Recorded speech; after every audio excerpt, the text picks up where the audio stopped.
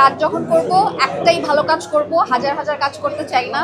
মেয়েরা তো বেশিরভাগই ছলচাতুরি করে, খুব কম মেয়েই আছে যে ছলচাতুরি করে না। সো আমি খুব এগারলি, আমি জানি না বাকিরা তো অবশ্যই ওয়েট করেছে, বাট আমার ওয়েটিংটা ছিল একদম 2 বছর। আপনারা সবাই আমার কাছে জানতে চেয়েছিলেন যে আপু কবে কাজ করবেন, নতুন কাজ করছেন না কেন, আপনাকে কাজ করতে দেখি না কেন। সো এই প্রশ্নের উত্তর দিতে দিতে আমি টায়ার্ড হয়ে গিয়েছিলাম।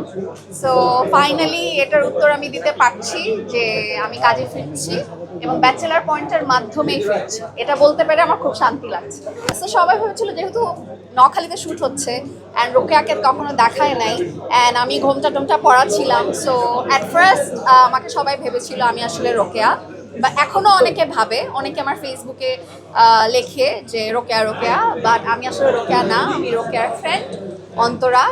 অ্যান্ড অন্তরা কিন্তু দুষ্ট হলেও সে কিন্তু শুভকে আসলেই ভালোবাসে। অ্যান্ড আপনারা দেখছেন কিনা আমি জানি না ওই পর্বটা, যে পর্বটাতে ওদের মধ্যে একটু হাতাহাতি হয়, মারামারি হয়, এরপর কিন্তু অন্তরা নিজেই শুভকে বলে যে she wants to marry Shubho.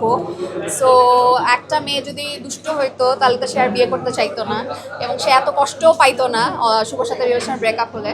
So আমার মনে হয় যে অন্তরা আসলে বহুরূপী।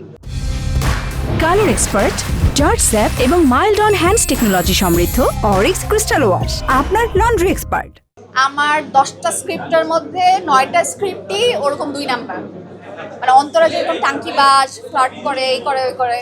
সো মানে ওইটা আসলে এত বিলিভেবল জায়গায় পৌঁছায় গেছে, সো সব ডিরেক্টর আমাকে আসলে ওই ক্যারেক্টারই দেখতে চায়। এটা একটু মানে একটা অ্যাক্ট্রেসের জন্য একটু বাধার সম্মুখীন হতে হয় এই কারণে, বাট কিছু করার নাই।